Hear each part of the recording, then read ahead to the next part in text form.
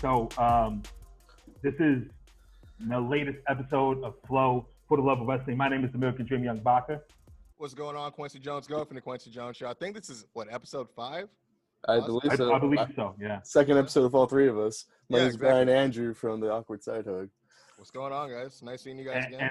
And, obviously things are a little crazy right now, and I know me and you were talking before we started recording, Brian, and I get where you're coming Please from. don't.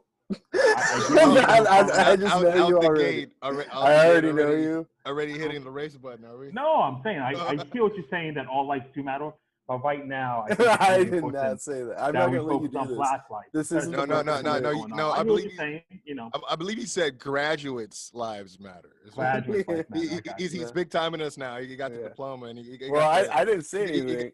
You got the abbreviations in the bio now. Yeah, that's a little self-righteous, no? No, congratulations, by the way, though.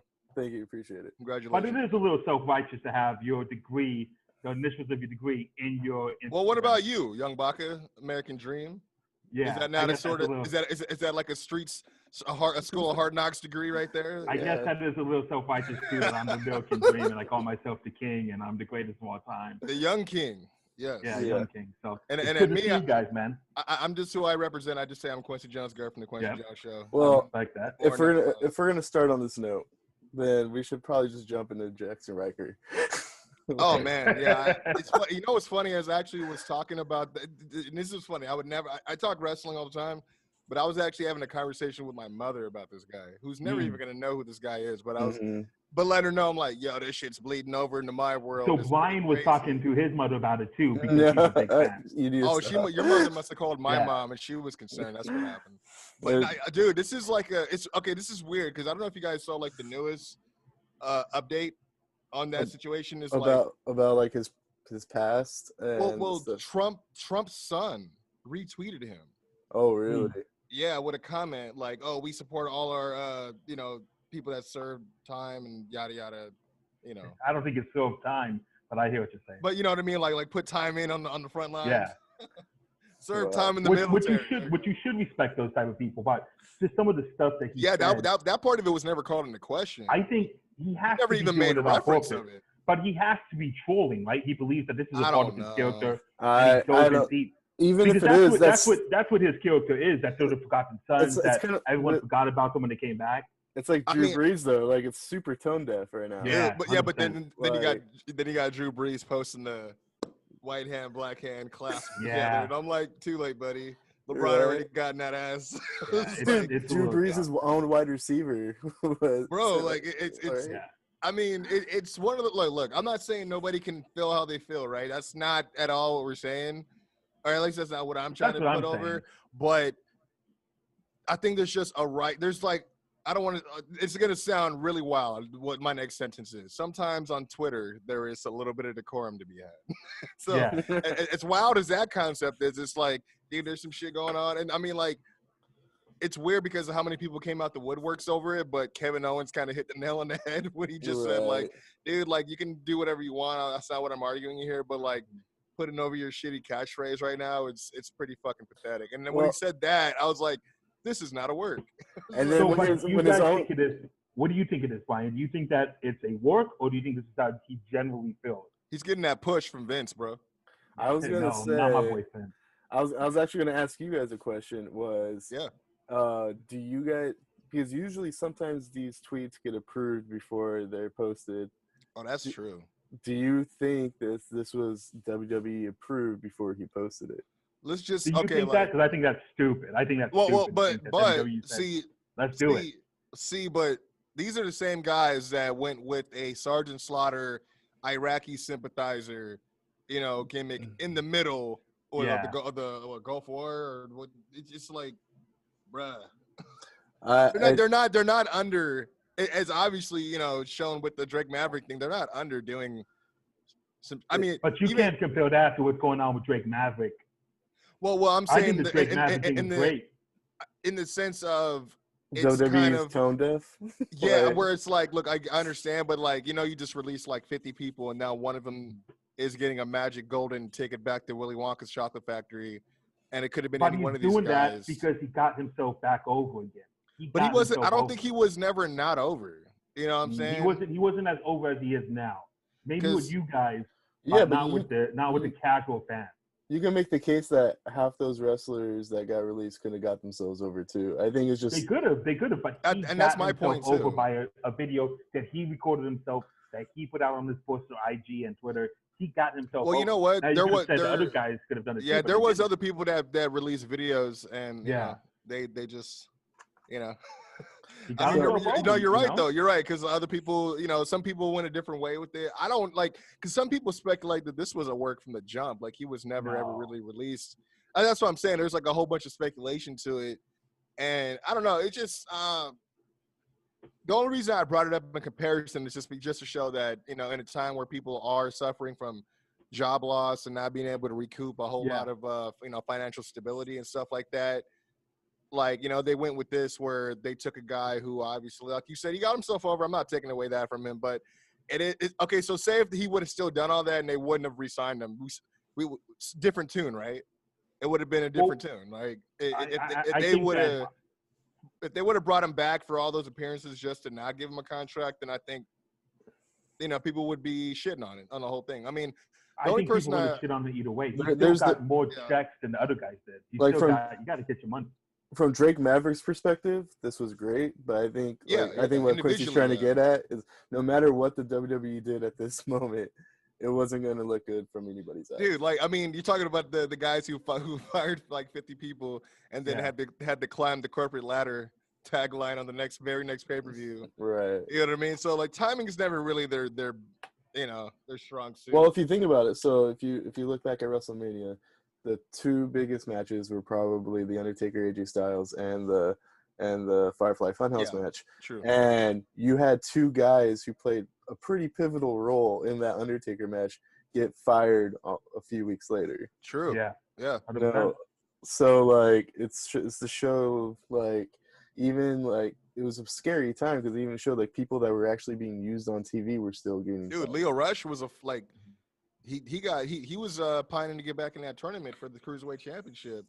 Former champion, like what, only a few months before he got fired, you know? And if the WWE were to have power rankings like AEW does, which I'm not saying they do or don't. Rusev was another guy, you know what I mean? Right, and like Leo Rush was probably in that top 2 to 3 slots of all. Like you could give him a Cruiserweight Championship opportunity, and nobody's gonna look like, oh, he doesn't deserve it.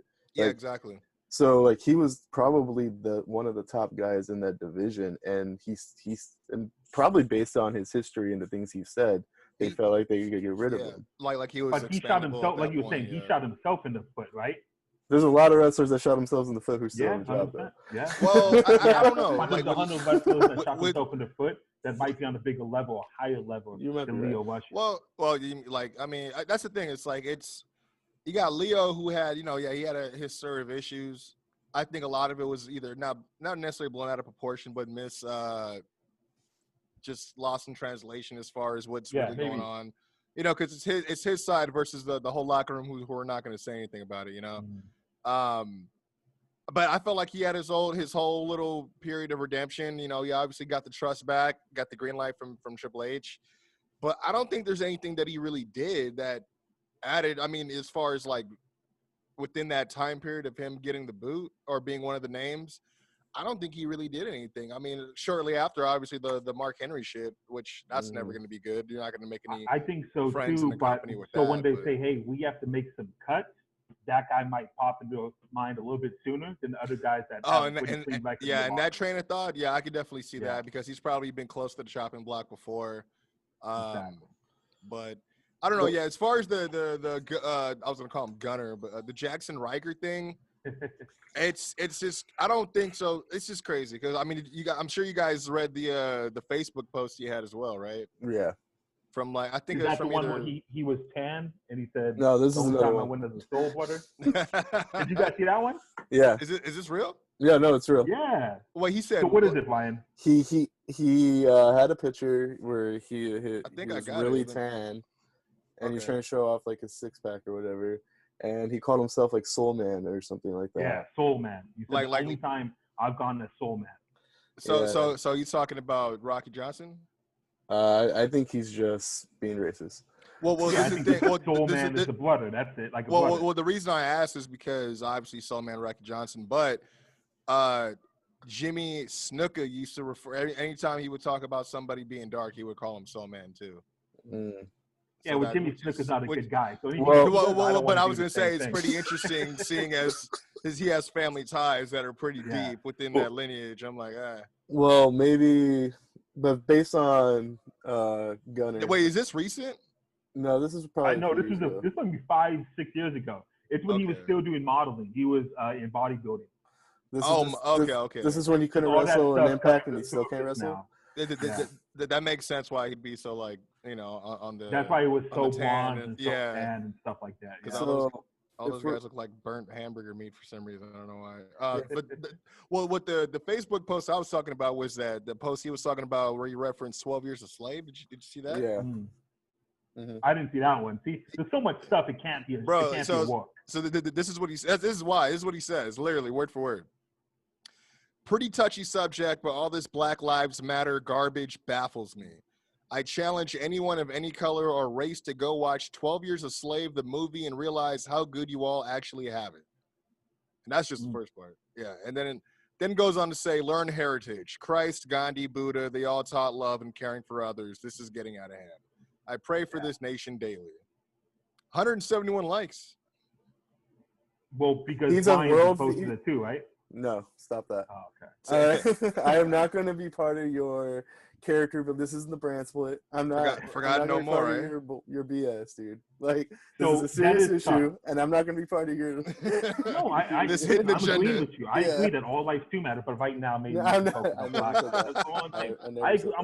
brother. I'm with you. But he's a bad guy. At the end of the day, he's just a bad guy, right? Well, this is the interesting thing. Like going back to like Drew Brees and Michael Thomas have an issue with him. His own tag team, the group he's in, has they separate themselves. Yeah, 100%. Because when you think about it, you're like, bro, like I'm a guilty by association now, right? Because I'm also a guy rocking this look with you with the freaking American flag, tattered, tied to my vest. I'm part of that imagery now that they're gonna attach to you, like. And this is all I have to say. Steve Cutler is a good guy. I met him at Walmart, and he took a picture with me, and he was eager to do so. So I got no qualms about that. That's what he's saying right now. He said, I can't be a racist.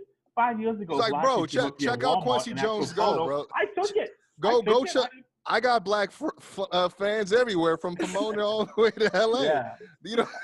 He probably has that. He probably has that picture on his phone. No, I'm not a racist. Look it right here. Me and Kwency Jones. I know.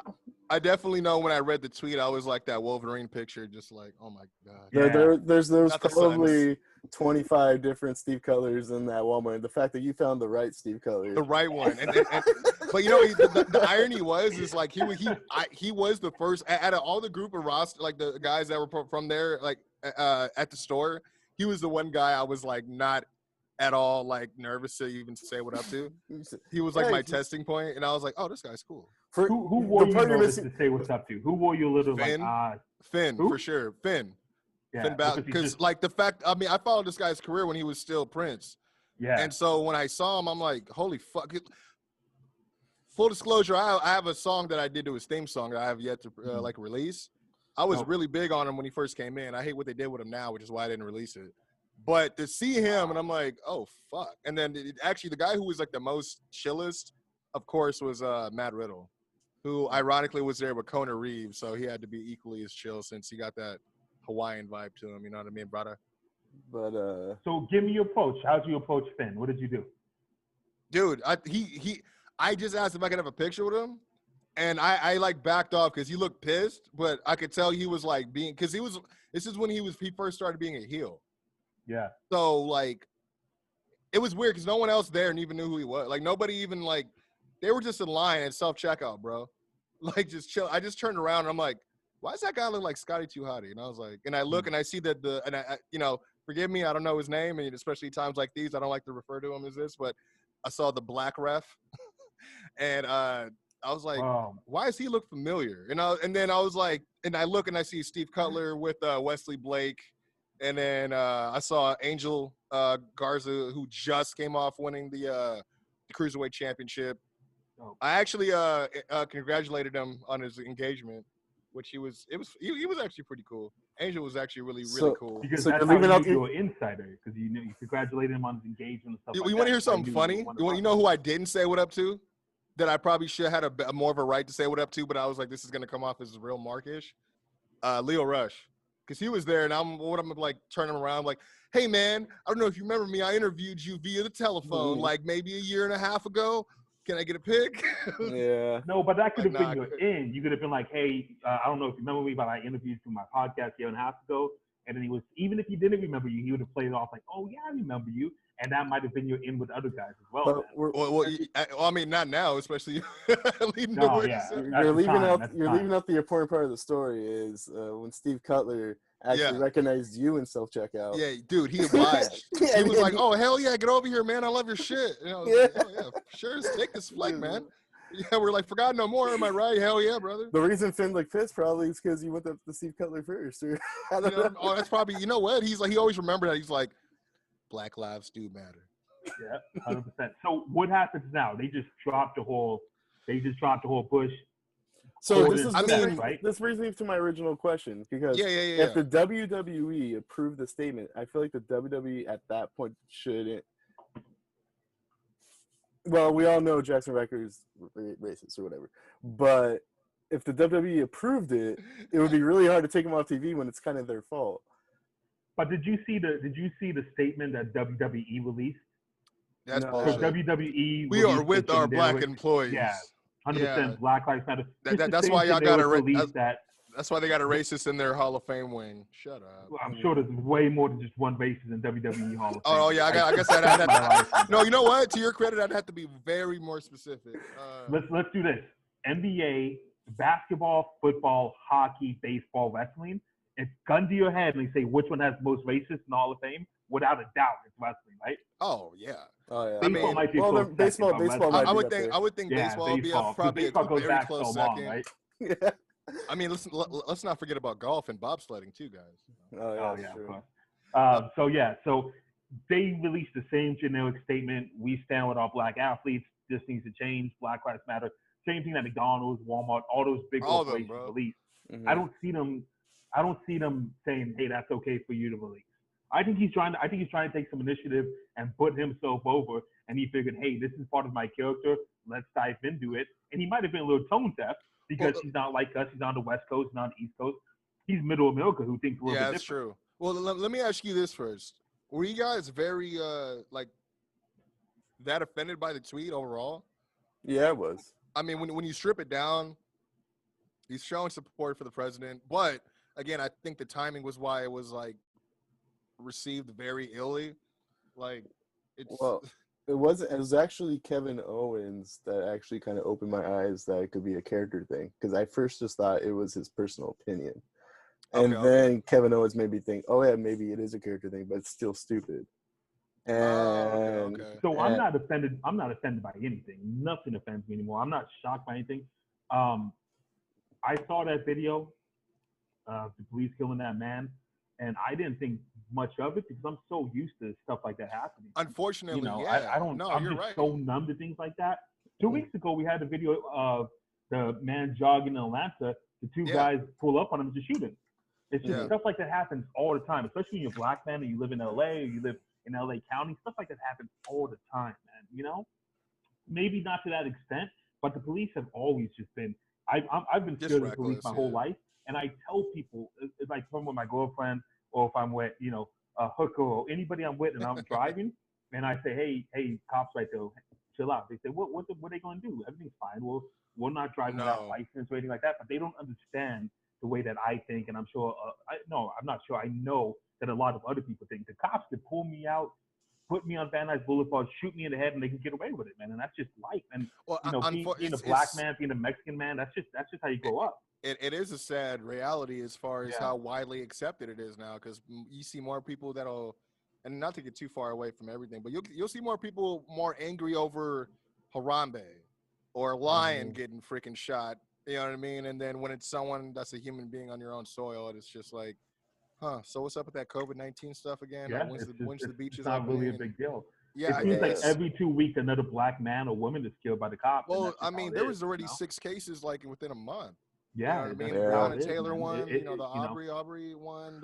And I know that means I'm not. I know that's not a healthy thing to be just so numb to all that stuff that's going on, but it doesn't really affect me like that. A woman that I've been talking to, she got emotional, and she's kind of got, when they killed the man in Missouri, he was big in the community, and he was feeding the protesters, and somebody shot a gun in the air, and the cops opened fire, and he was killed.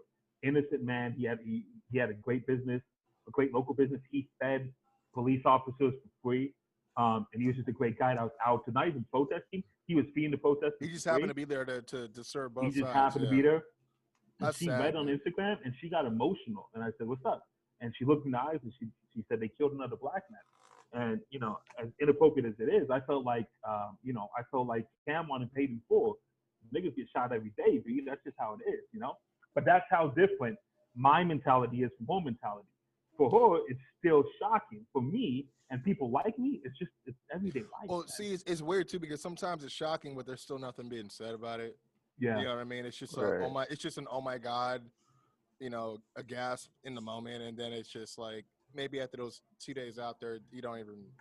It's not back in conversation unless 100%. you hear about it or someone else brings it up, like media or whatever. But and especially on Instagram, it might be in the Instagram cycle for maybe a day. Next day it's something else. Next day it's something else. That's just how it is, man. Well, so let's get back to wrestling. Well, I was going to say, actually, within the same kind of realm of it, I want to ask you guys about this because this has been kind of getting serious. And this is exactly why I always say I hate I don't mix politics with my wrestling. I don't want to. It's like don't meet your heroes, right?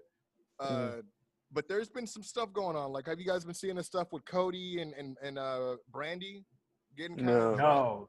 They both been getting dragged for like, and this is not me making an excuse or coming to anyone's rescue. This is me just explaining the facts because I know certain events had happened, and I can inform those who may not know and give them better clarity on the situation.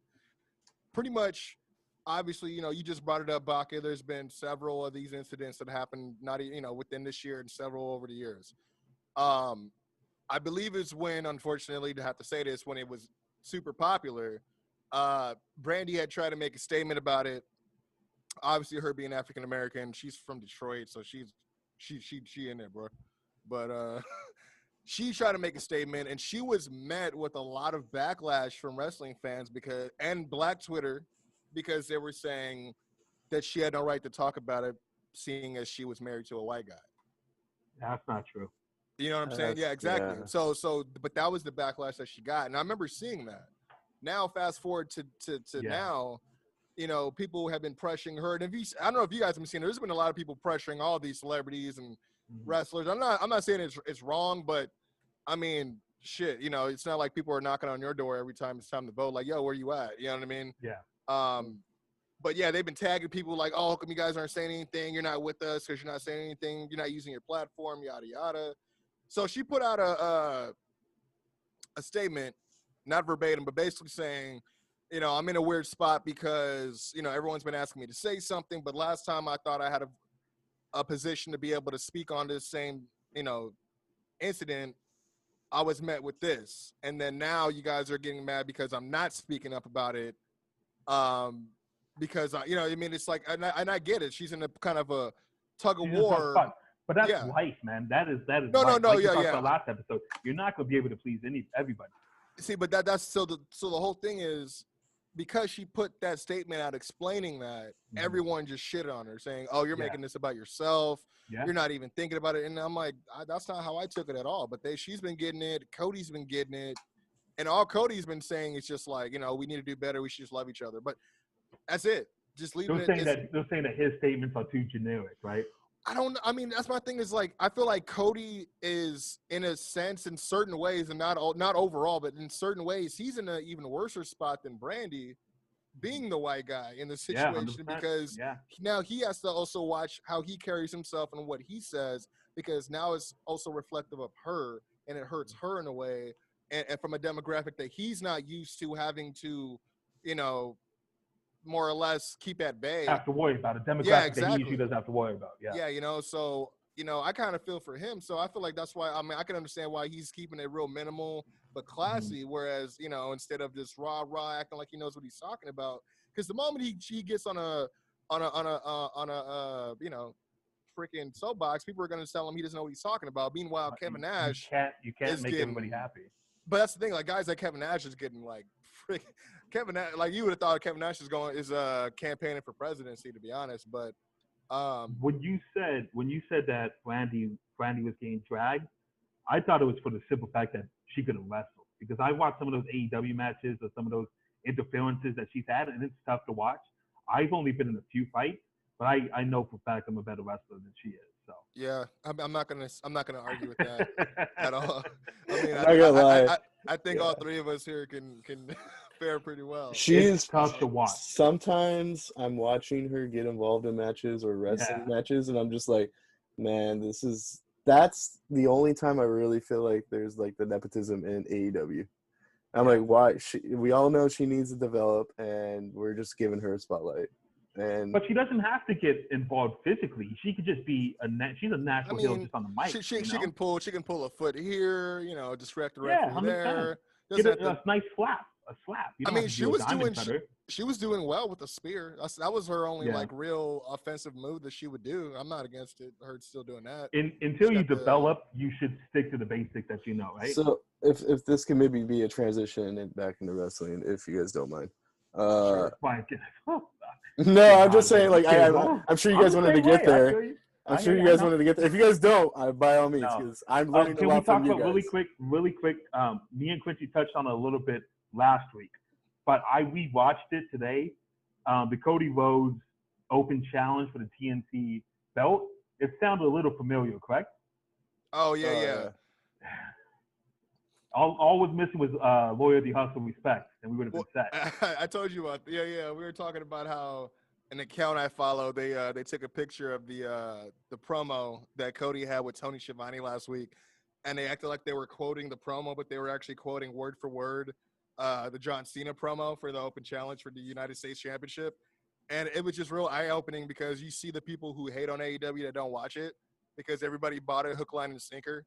Even though it said hustle, loyalty, respect in the freaking quote, people were like, wow, he copied John Cena word for word. That's crazy. I'm like, oh, my God. Like, what do you guys think about the blade job that he did last night? The guy likes to bleed, right? He likes to get some color. It was a little too much. Like, I probably would have reduced it maybe 20%.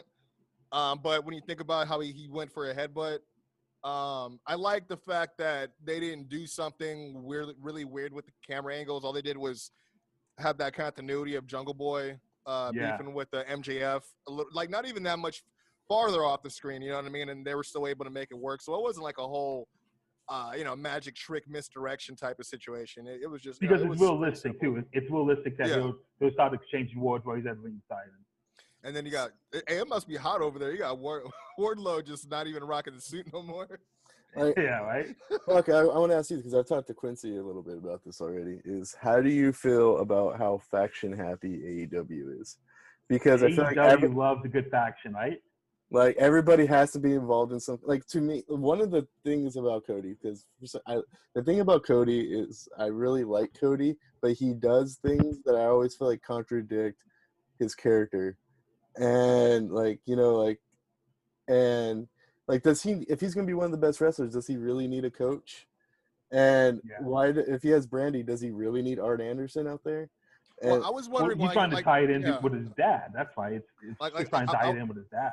I was trying to figure out why he needs both out there too, because it's not like, because I was thinking about that when I was watching it too. I was like, unless he's going to turn heel, which I could see him do at some point, especially with the Open Challenge, because he's going to be desperate. If he's going to put it on the line every week, he's going to get desperate to save it. You're going to have to lie, cheat, and steal sometimes, right? Something, right? Yeah. So I'm thinking, okay, if he has them with them as a heel, okay, that makes sense because you got Arn who can, run some interference while, we were just talking about Brandy. Fine buster. But to have two managers and they don't get involved like that as a face it is kind of weird. I don't mind the pairing with Arn Anderson because it is a little iconic as far as if you're going to be the best, you might as well be under the learning tree of one of the best. But everybody has like a learning tree now. Like yeah, Tully, Brian Cage, Tully, and Brian Cage with Taz. I mean, Tully. you know what? Yeah, even though it's not like a on-screen association, I did just post a video of Diamond Dallas Page giving QT Marshall the diamond cutter. So I'm like, I thought that's it was a big dope. deal, isn't it? To me it is. QT? I mean, I loved watching the whole video because it took me back. I mean, but if you're gonna get the diamond cutter, okay, let's just say you're Diamond Dallas Page and you're scouting the AEW roster. You're like, who am I gonna give the diamond cutter to? He's just gonna give it to a guy who's gonna go 500 on Dark. Honestly, bro, like, well, who does he give it to? Who? Because what he's trying to do is he's trying to put that man over. Well, he can give it to somebody who's going to be over. I'd give it to Sean Spears, to be honest. Right. No, Sean Spears has a different gimmick, the gimmick of the guy yelling in his face. Dude, he gets a new gimmick every week, and I love Sean Spears. But the reason I say Sean Spears is because Tully's daughter is she calls herself the Diamond, obviously because the Diamonds are forever, sort of horseman. So having a diamond cutter wouldn't be bad. Remember how excited Sean Spears was about getting to AEW and getting his chance to be on the main, in the main event scene and do his thing and show everybody that WWE is wrong. That excitement has dwindled just a little bit, right? I don't know, because he saw how excited he was when he got OJ's glove. I mean, MJ's glove. No, I mean, I was. He didn't even question it too. He's just like. Yeah. Everybody was like, "Oh, Seth let him use the glove." I'm like, Seth doesn't even have fingerless gloves, bro. Like, I mean, funny. There's only one person that comes to mind when I see that glove because JR was trying his best, like, "Oh, there's a lot of different people familiar with that glove," and I'm like, in my head, I'm like, did it help any of them though? I mean, I don't know anybody familiar with the glove. The only person I've seen with that glove before was Jake the Snake Roberts, ironically. Yeah. And I think it was a rendition of him when he came back after he got fired the first time. It reminds me of Undertaker's like MMA gloves. That too. Yeah, I don't know. It's like the only other person I know for sure that recently that made that glove famous is Bo Dallas when he first got on the main roster, and then probably before then with like Goldberg maybe. Yeah. Gilbert. There was him. I don't know. Like I was hoping it was gonna they were gonna hide, they were gonna have a slow reveal for it. I didn't want to know that it was a glove. I wanted to, the whole. But AEW is about power rankings and win-loss records. Well, that's what they claim. So sometimes I wish they didn't have the power rankings because I'm like, you're making it seem like in my head somebody else should be getting the shot.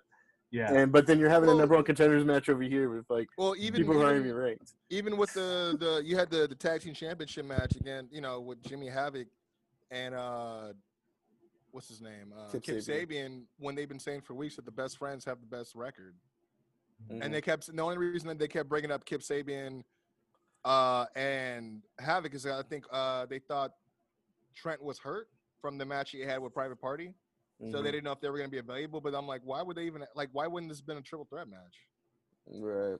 I mean, well, they're going to apparently best friends were going to face the winner at Fyter Fest. I saw that, but.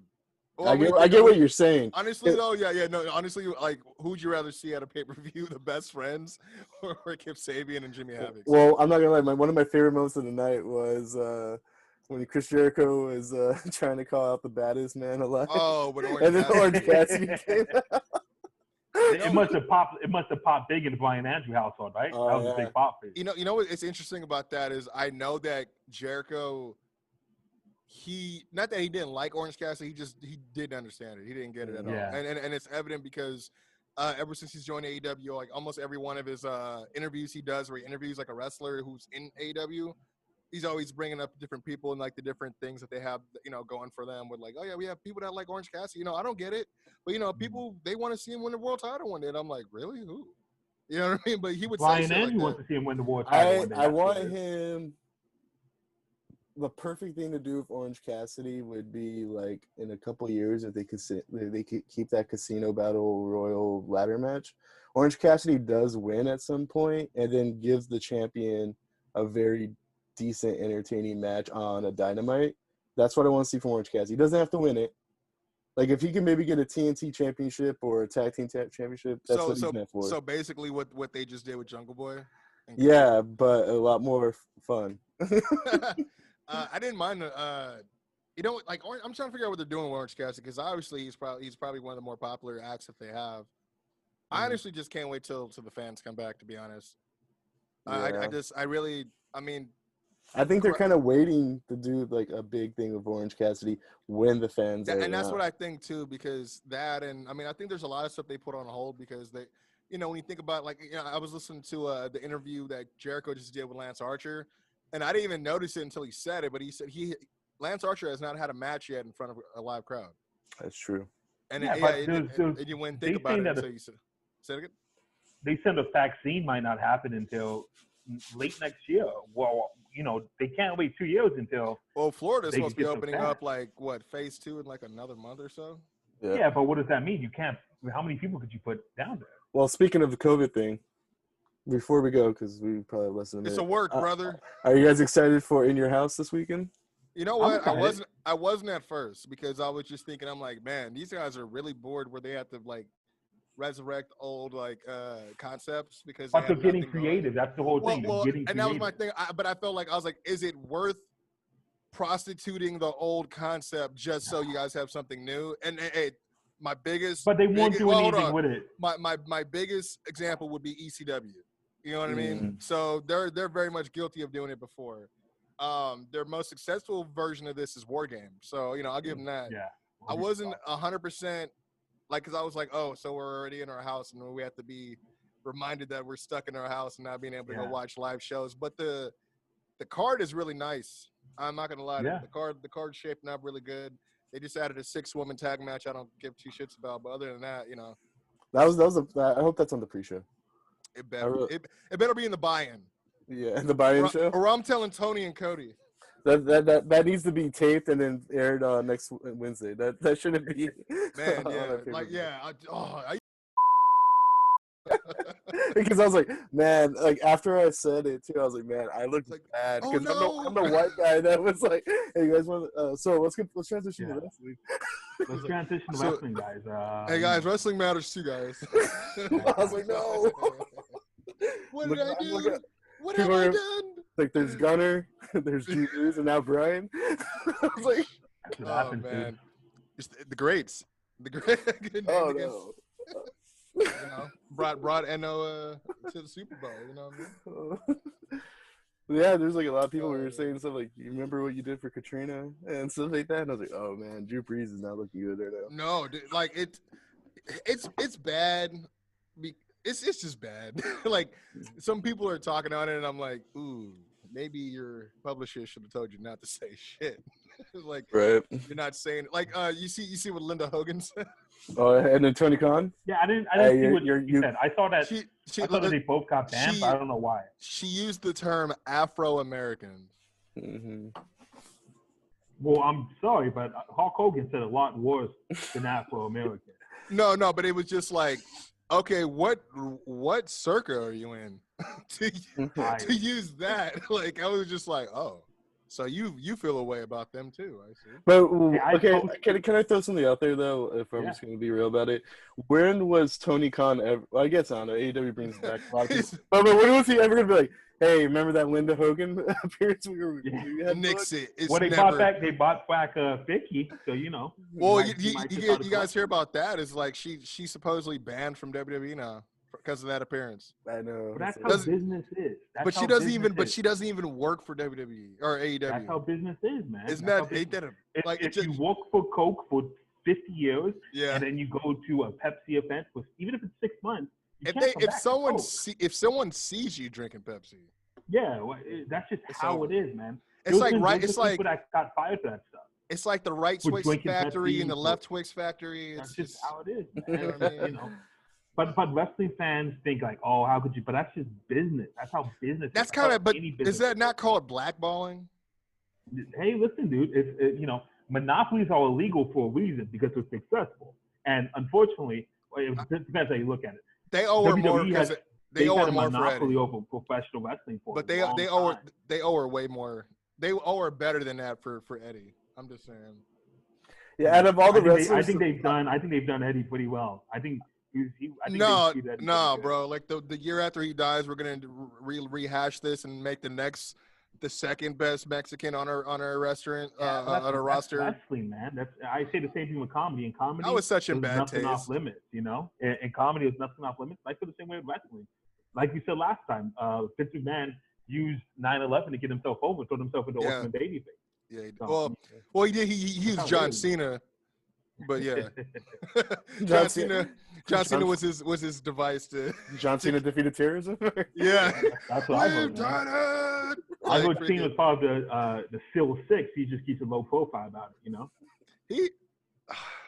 I ain't got nothing but good things to say about Cena. Did you see John Cena how during the whole COVID thing, he went to go visit this kid that had cancer? Look, I'm not against the notion of what I'm not against what that represents. I don't think that I'm not against him. You're not against kids with cancer? I'm not against what it represents. You're in favor for the dream come true for that kid. Yeah. 100%. Yeah, 100%. But from a global perspective, it may have came off a little bit irresponsible, like health-wise. But other than that, I have no problem with him doing what he did. I just thought it was in a time that they're telling everybody to distance themselves. You know, John Cena wants to be the superhero and be human. And I love this guy. Just how he was saying that you can't make everybody happy. This man risked his own health to go make the dreams of a kid dying. Not only risked his own health, risked the entire Fast and Furious. What's going on? Yo, the whole Fast and Furious franchise could have went down like that. Yeah, I agree. I love Fast and Furious, man. I'm excited. If no one's talking about that, maybe John Cena also put the kid at risk too. You know how you know John Cena can't see it. He could have had it. You just five knuckle shuffle all day. That's just how it is. And that's just the perfect example right there. You can't make everybody happy. You're telling me that John Cena have you seen these videos of when the kids meet John Cena for like Make-A-Wish or things like that? It's crazy. If you won't get emotional with that, you're just dead inside. I'm dead inside when I get emotional. I'm not saying that, but have you also watched the videos with Kane? Surprisingly, little kids love Kane. Kane's the man. And it's really and I remember I heard about that. You know who actually brought it up was CM Punk, because he was like, "Dude, Kane does way more than John Cena, but he doesn't care." I was like, "What?" Yeah. And then I started looking it up. I was like, "Oh man, But who do you imagine? Who made sure that there was a camera every time John Cena went to go visit the kid? You think it was John Cena, or you think it was WWE? Both. John Cena's like, well, it depends. No. It's Cricket Wireless. It's Cricket Wireless, yeah. But you gotta push your marketable people, man. You know. No, I mean, I imagine though Kane rising from the ashes of hell, walks into that children's hospital just to make someone's day, just to go back down to the ashes of hell. You know what I mean? And then sit there and have a real perspective thought of like, and then becomes mayor. I ain't got it that bad down here. You know what I mean? Yeah. You know? Yeah, Kane does seem just like a generally nice guy, right? Mm-hmm. No, I've heard nothing but great things about it. I've 100%. Not heard, as they say in the UK, I've not heard a crossword about the bloke. I've never heard that in my life. So, we signing off out of here, or what's the plan? What are we doing? Yeah, did you guys want to finish your takeover conversation? All I had to say was it was an interesting card. It looked pretty good. I was surprised about the Velveteen thing, but I think if this isn't a title change, I don't know where they're going with Adam Cole. As I've been hearing more and more rumors that he may be headed to the main roster. I'm thinking Johnny may get the strap from Keith Lee. We may see Keith Lee make the jump. I think Keith Lee's the next NXT champion. Well, I think Keith Lee's staying, right? Don't they have him on the new graphic? I would love to see him stay. I would love for him to be the guy to beat Adam Cole or for the championship, to be honest. But I love Keith Lee. And that's the thing. It's like so did the officials, on the main roster. Yeah. Brock Lesnar, obviously, he bumped for him the Rumble. You know what I mean? Oh, big boy, like you know what I mean? He popped for him. I posted the graphic today, man. There's a lot of black champions right now in WWE. Keith Lee, Street Profits, New Day, R-Truth. Drew Apollo, McIntyre. Did, right now, man. did R-Truth win? Drew McIntyre. Did R-Truth is the champion right now. Drew McIntyre's he beat Tom. He beat Tom Brady. Yeah, he beat Tom Brady. Not Tom Brady. Gronk. Yeah, Tom Brady. Yeah, Tom Brady. Yeah. 24/7, 7-Eleven. I love Wrestle 68, Talk, but I 95 hate when they're like, oh, I guess there's a thing called American football. I've never heard of it. Okay. I'm not gonna lie. Sometimes I get a little like I gotta remind myself I'm British. It's like I'm like like well because like all the stuff WWE does do like we know it's relevant, and then they kind of crap on it. Who you talking about, dude? Wrestle Talk. Oh yeah, because but there's times difference in pop culture. Like, dude, shut the heck up, dude. It's like you guys sometimes they sound like some whiny bitches. One of my favorite moments. That's why I watched What Culture, man.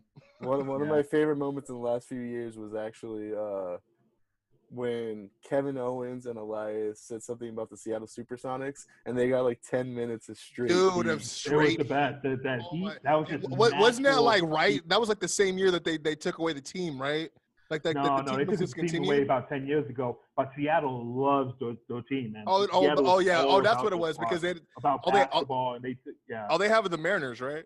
Yeah, and the Seahawks. All they have is the Seahawks as well. Yeah, but they love the Super. And the only reason I think one of the reasons they got rid of them was because they couldn't afford to bring a new arena in or something. Sean Kemp's back taxes and child support. I know.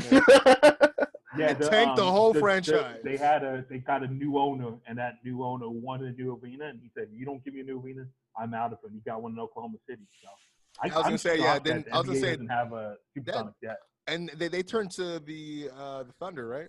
The Thunder, yeah. Yeah, it makes sense. Okay, so I don't know did you guys watch Game of Zones on Bleacher Report? No, I haven't watched it. I've heard of it though. Right? So I heard of it though. I don't want to spoil anything, but like when there's this final basketball battle that happens, and they're like, we need to hold it in one of the most beautiful places to play basketball, and then it flashes to the Seattle Supersonics mascot, and he's got like a tear down his eye. It's like, we're gonna take this to Seattle. That's awesome. That's funny, man. I know this is a wrestling podcast, but Brian, Andrew, excited that July 30th NBA is coming back? Oh, absolutely, man. Well, you know what? This is because you got the Street Profits playing all kinds of sports, so I think it's only fitting that we talk. I'm not gonna lie. A lot of people are hating on that. I genuinely enjoy this, and like Wrestle Talk. I didn't watch the one. I didn't watch the bowling one, but the other, what 3 that they had? Was it 3 that they had so far? No, man, it's bad. Where's this going though? The basketball. I think the are so marketable, and they feed a demographic that WWE doesn't really cater to. Brothers like us, me and Brian. So it's like yeah, I can't stand what's in that damn cup. Like that, it's just like, yo, come on, man. I'm not gonna lie though. Like it's a waste. Well, I'm not gonna lie. I am part of that turkey leg demographic, so you may be right on that one. The Viking Raiders, War Raiders, or whatever. They're ruined. Their comedic timing though during this, like I can't take it seriously as a powerhouse anymore. But that was my. I mean, I did like when they did the basketball segment where like I keep calling them the real names. Ivar was like, I mean, we could sing karaoke again, and then Eric's just like, nah, bro. Which I'm glad they cool. On screen killed it.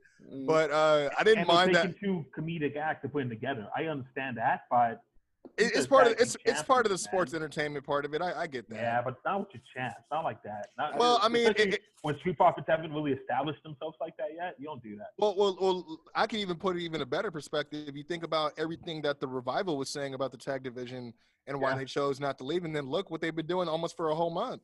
You know what I mean? You haven't seen any of these guys wrestle. So I think the War Raiders may have wrestled once, but other than that, they've been doing these. You know what I mean? How do you guys feel about the FTR I don't think interview yesterday? Tag team Which one? How do you guys feel about the FTR interview yesterday? Average. Maybe below average. Nothing special. Yeah, it was okay. But I'm actually very intrigued because I could see them kind of running the gauntlet of the AEW tag team division. I was thinking that because of the fact that they didn't really come off as heel or face, just that they want the competition. And yeah, they're a little cocky, but everyone that thinks they're good or believes they're going to be. I mean, look at Baca, he's young king. Yes, reminds us every time, But it's one of those things where I saw that they're kind of obviously doing their first program with the Butcher and the Blade. I'm like, they never really show heels versus heels too much. Yeah. So that intrigued me. Where I'm like, maybe they're not heels, maybe they're just tweeners. I mean, people hate on them, but they're so great. I see people hate on them because they don't like them. I like to hate them, because they're so great. They're so dastardly at what they do. And it really pops me when they do like the tag team shit. It really does. I'm going to tell you this right now. I'm actually kind of excited for what they're going to do for the tag division. Remember, I was saying like they might be running into a crowded division, but I think they're actually going to do a good job of putting them in there. But I have a feeling when I hear them, I have a feeling I'm going to hear their theme music and I'm not going to like it because AEW has this thing where they don't have very good theme music. Well, I think they already have a new theme song. If I think it's on their Twitter when they put out that teaser video where they were saying we're the Revolt, there was right at the end, it was like 5 seconds of like pretty much a remix version of the WWE theme with the Say Yeah. Okay. So they already have kind of like it honestly sounds a little bit better. Like it's like how like Dolph Ziggler had the same song but remixed it like 3 different times. Mm-hmm. Kind of like that. And it sounded like something that they already had made with the purpose of moving forward outside of WWE. So I don't know, man. At least they don't have to worry about Uzi Hot anymore. You know what I mean? Well, yeah. Yeah, that was bad too. That was bad.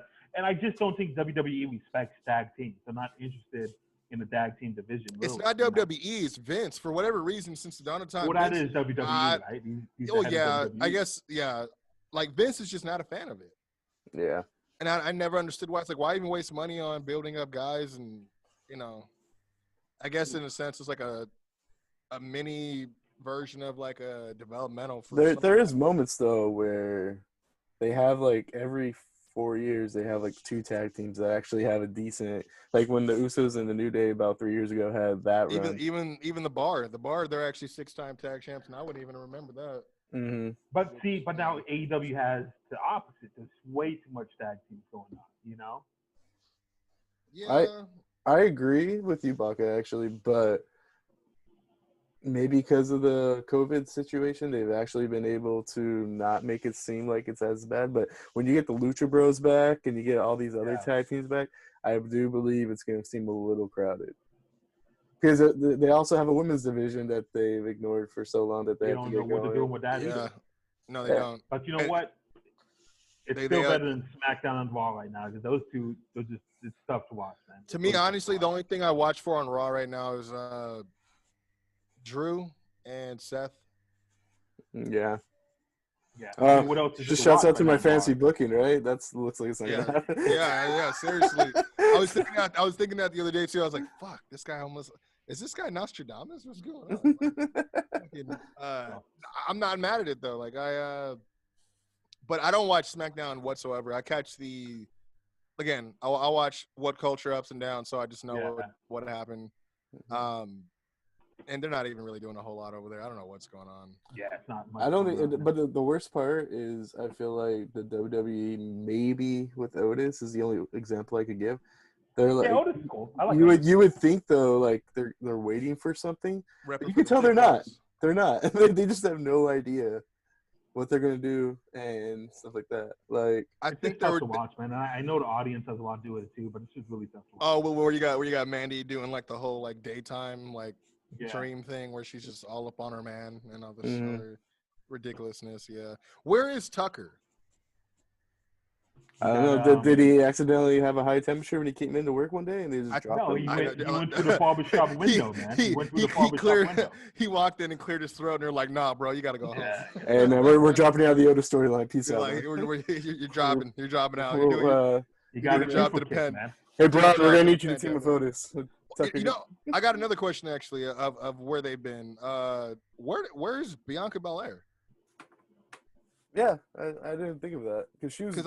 Because she was kind of involved from the beginning to get Street Profits a little bit more serious about the Viking Raiders, and then she just disappeared. And then she disappeared, and then all of a sudden, they're not making shits.